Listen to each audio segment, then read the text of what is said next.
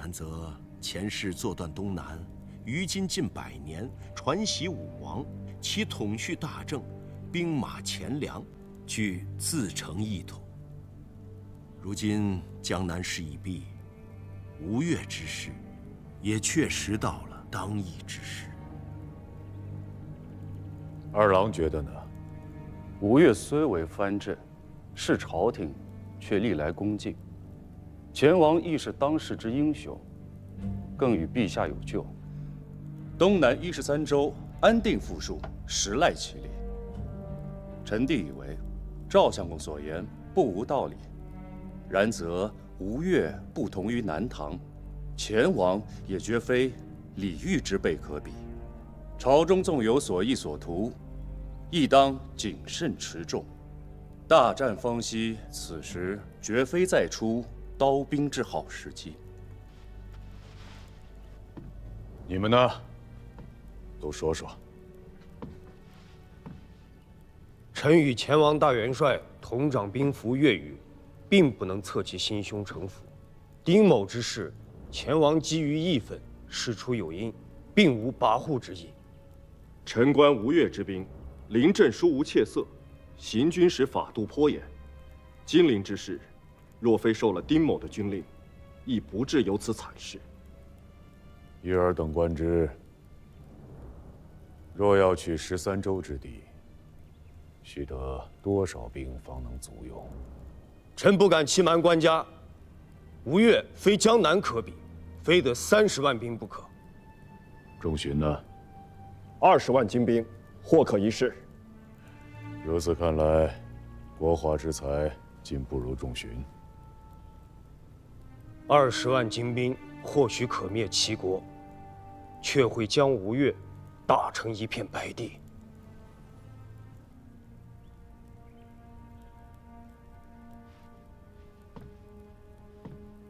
打成一片白地。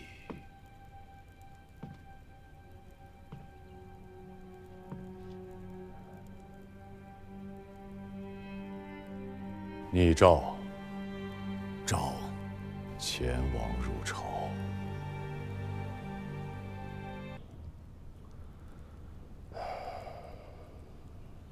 离世国除，天子此时召大王进京，其意恐有不善。天子携平灭南唐之威相召，若大王退位搪塞，恐怕遗其口实。诏书出京之日，兵马怕是已经备好了。哎，那不至于。江南之役，大王亲冒矢石，有功无罪。我倒是认为此番进京，应当是褒扬抚慰的意思居多。书生之见，这是明明白白的阳谋。先前在南唐李氏身上已经用过一招，若是不去，大兵顷刻之间怕是便要压过来。若是去了，大王此生怕是再难归故土。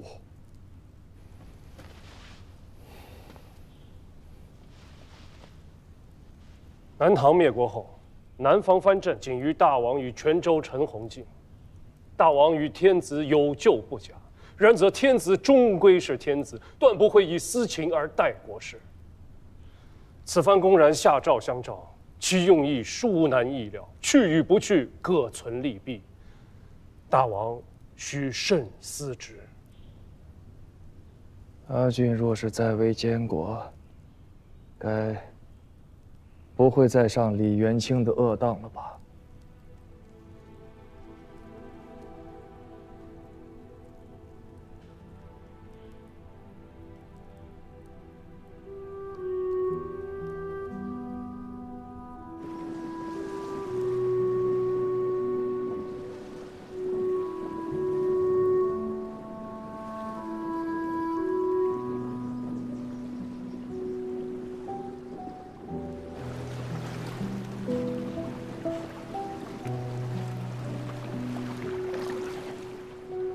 真是吗？当真无碍的吗？臣不知道，大王恐怕也不知道。若大王和王妃拘留京师，世子需做好全摄两军节度留后的准备。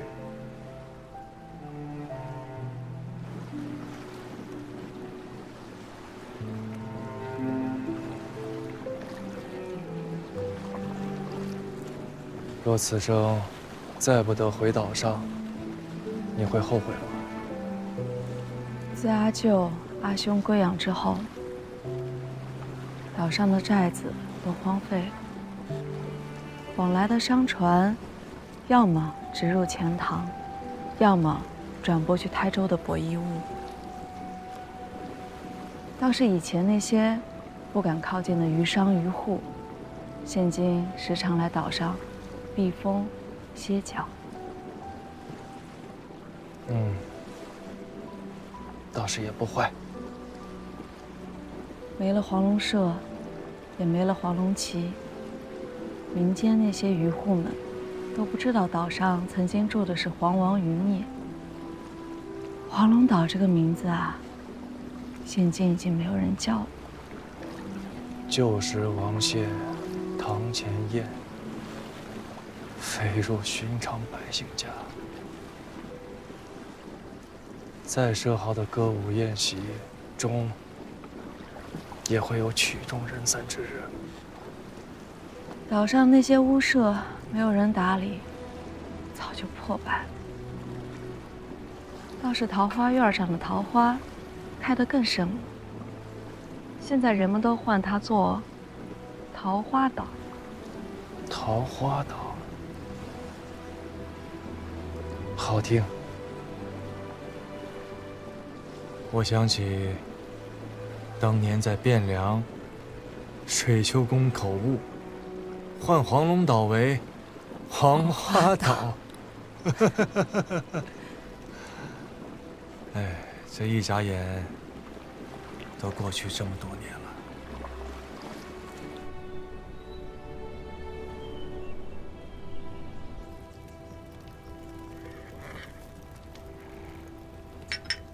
一别近30年，一直倒还是这般清瘦。从乱世走过来，倒也习惯粗茶淡饭了。我东南鱼虾肥美，我向元朗兄求了你过来，放一任东南的外父，如何？大王为一国之君，须知王者无戏言呐。愉快置酒，岂一个仙字了得？你若肯来，姑当亲为庖厨。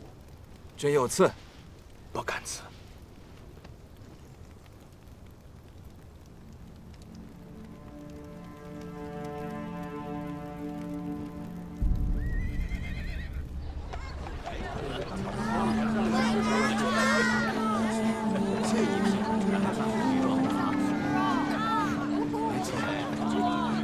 一块吃一块。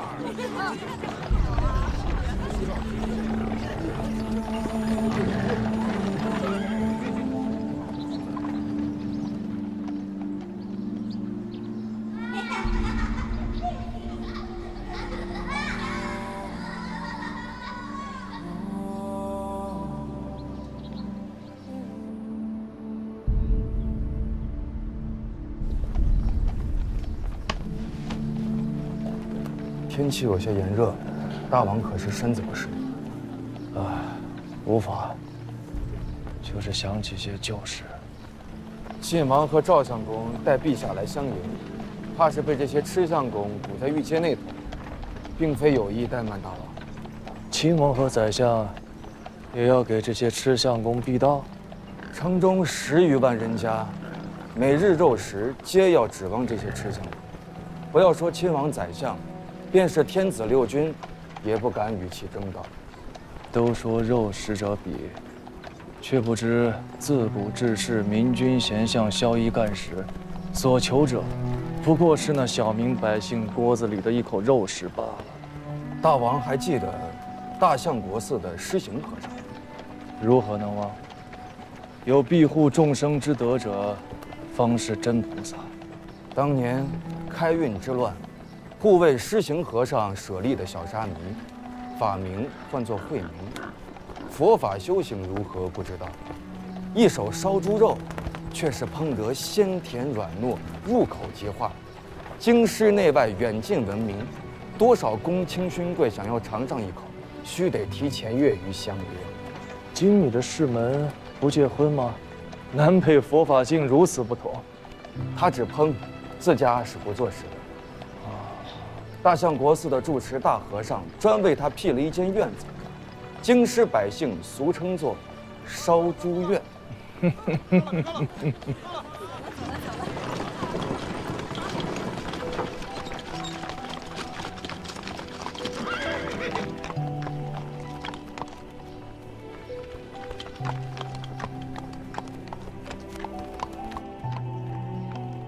小王赵光义奉天子诏命，恭迎大王觐见。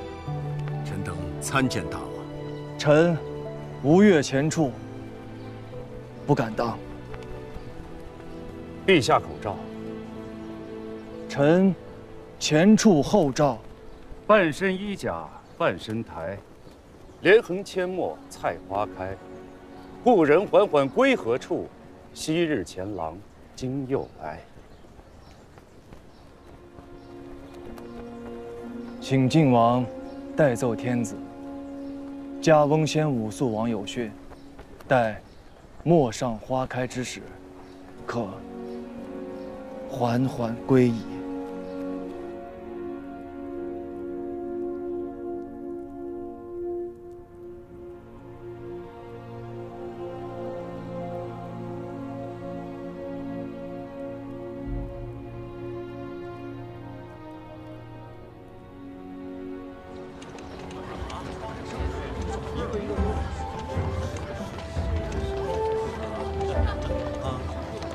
大王，可识得此曲？万年欢。任双金五马，飘转南北。绿柳干旁，都是使君亲旨。九哥，体味如何？晋王太谦了，前处当不起。当年崇元殿重伤张彦泽，朝野上下无不称颂。光义当时年方8岁，九哥的名字便已经灌满了整个耳朵。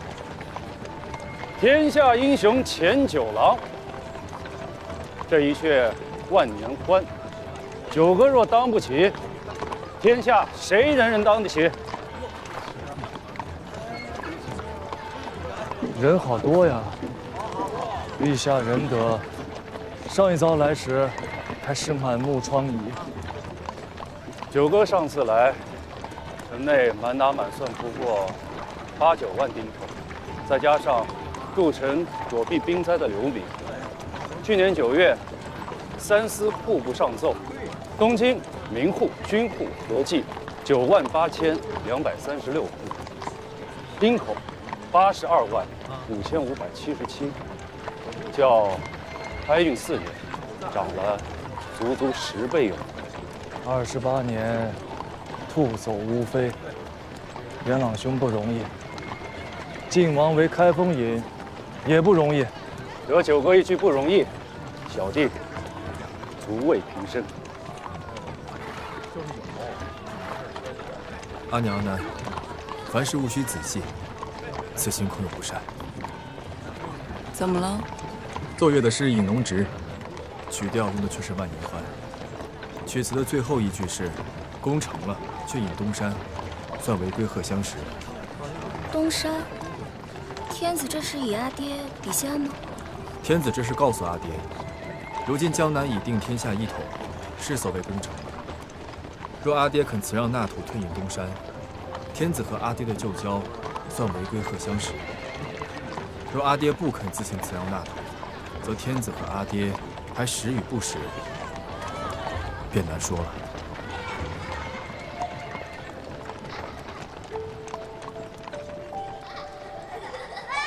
花开得真好。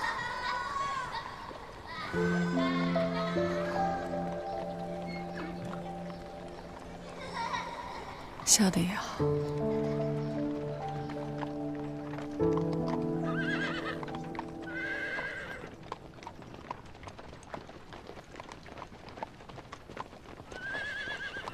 二位大王，请下马吧。天子在崇德殿相候。陛下有旨。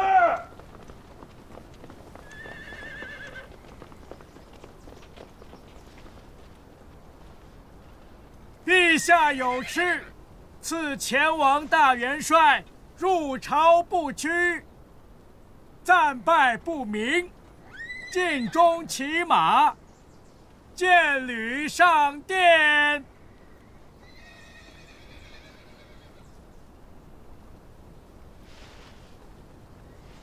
此非人臣之礼，臣前处不敢奉诏。九哥，勿下马。晋王欲置我于非礼不义吗？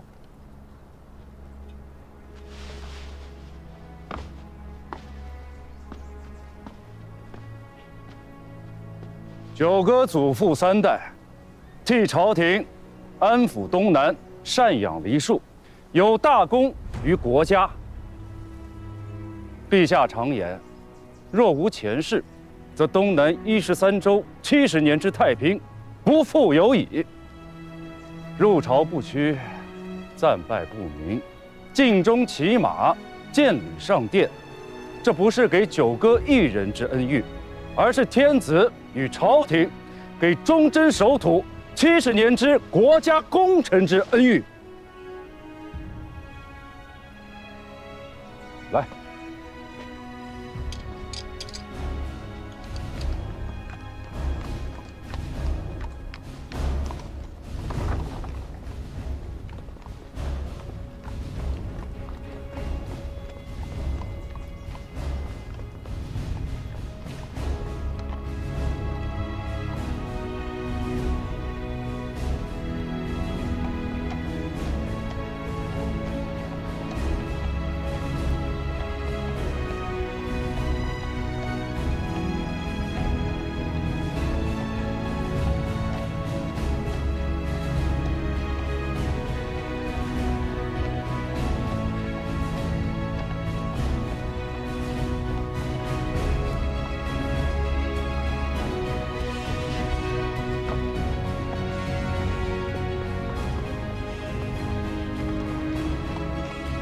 下有敕，今日长朝由王相公押颁，宣吴越王大元帅和晋王万岁殿独见。臣奉诏。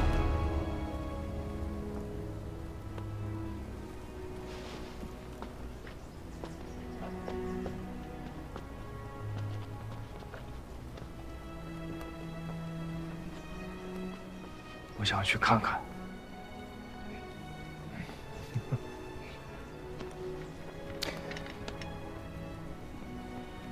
九哥在这殿上，刀子都动过了。这“见履上殿”4个字，29年前便已实至名归了。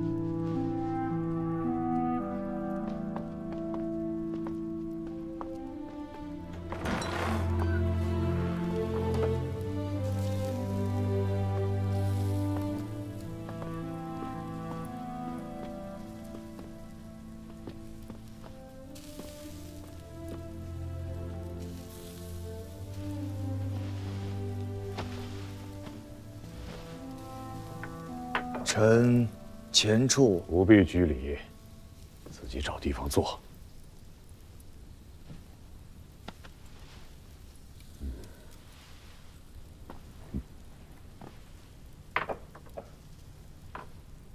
阿兄缺了长朝，我便知今日有口福了。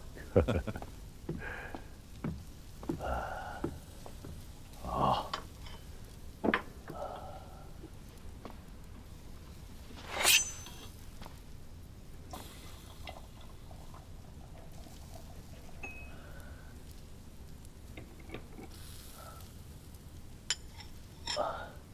尝尝，哎，多谢阿兄。不是这柄刀子吧？嗯，你把鱼吻送给下面的一个兵头了。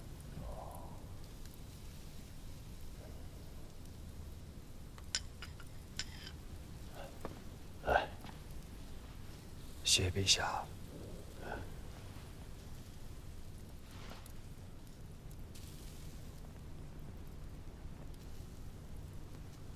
手艺如何？陛下亲见了。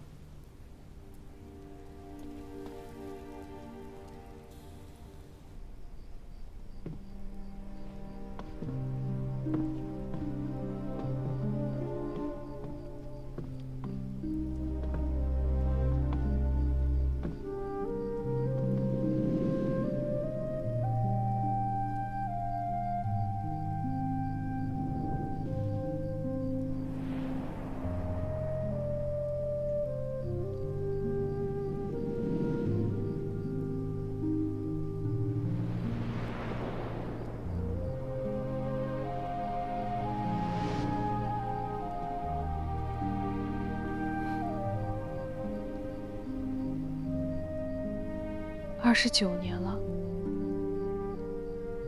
这里竟然一点也没变。这些年，天下的藩镇一个个都削了，南汉、南平、南唐、巴蜀，尽服亡化。这馆驿已有10余年不曾用了，还是因着前王进京，陛下专程颁下旨意。划拨了8000民的专款，这才将东面的院子整饬一新。官家有心了。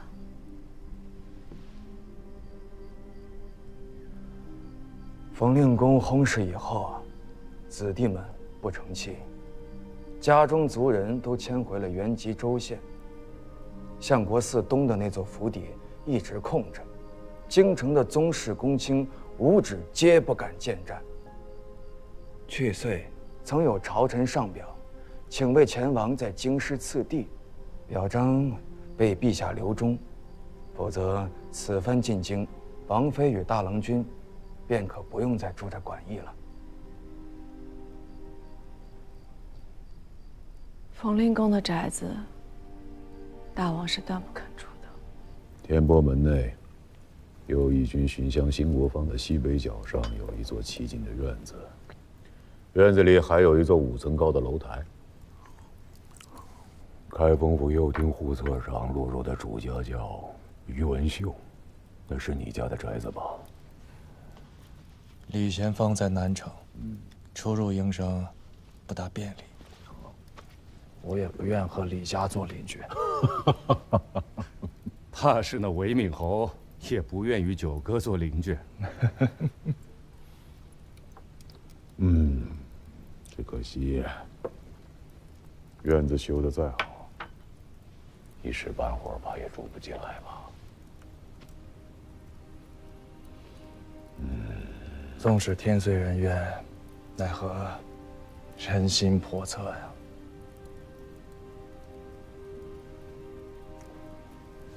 九哥有何难处？现在就我兄弟3人，不妨直言。这一朝又一朝，哪里有什么新鲜事啊？1约税赋，2约世家，3约钱币。其实这20年，我内心盘桓犹豫的，正是此事。我原本想着，交给国家的，该是一个干干净净的东南，所以要大姓归宗。大姓归宗。国内权要如今以沈先生和沈夫子为执拗二者。吴姓沈氏当地豪强，前无可迁。好在先生自30年前与族中不睦，这些年沈氏一族执意修好，可先生却从未理睬。到时候寻个好时机，将他择一大郡安置，只要避开沈家，先生定是可以大刀阔斧的。沈如玉夫子如今尚在，80多岁了，留在王都荣养。事情一旦做起来，沈夫子会率沈氏宗家14房一体窥宗汝南。老夫子能有如此决断，实在让人钦佩啊。这2个都还好说，真正为难的是我家大郎兄。可是，在5月被尊为大令公的那位，如今宗亲之内，以他为尊。无论是变革税制、迁徙世家，若无大郎兄首肯，做起来都要难上10分。更何况那土。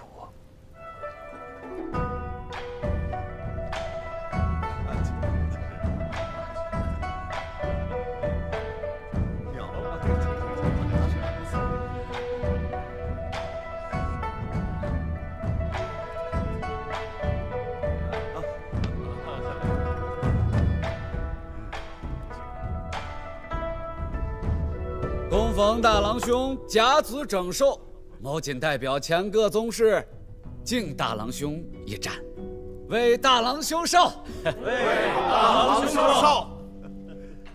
14郎啊，酒还是要少吃些，多学学11郎，敬典礼佛，修身养性。咱们这些宗亲啊，能平平安安，无病无灾，不生事，亦不惹事，便是给国家和大王分劳了。这11哥呀，我看他是修佛修成了魔性。你说大郎兄寿宴，他人不来便罢了，这寿礼却进了一串什么檀木珠子。待这宴席散了以后，小弟带大郎兄登府寻他个晦气。哎，咱们军中的老弟兄也敬大令公一盏，愿大令公福泽绵细，寿享千秋。来，抬上来。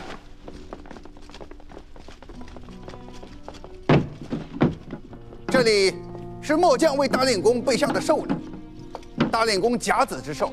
这里是整整60万枚会昌局铸造的开元通宝。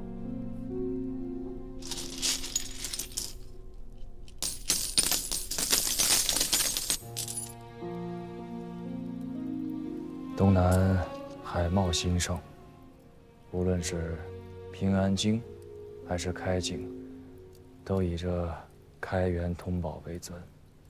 杭州城里银铜比价是1比1000，可到了平安京，变成了1比200，一转手便是5倍的利。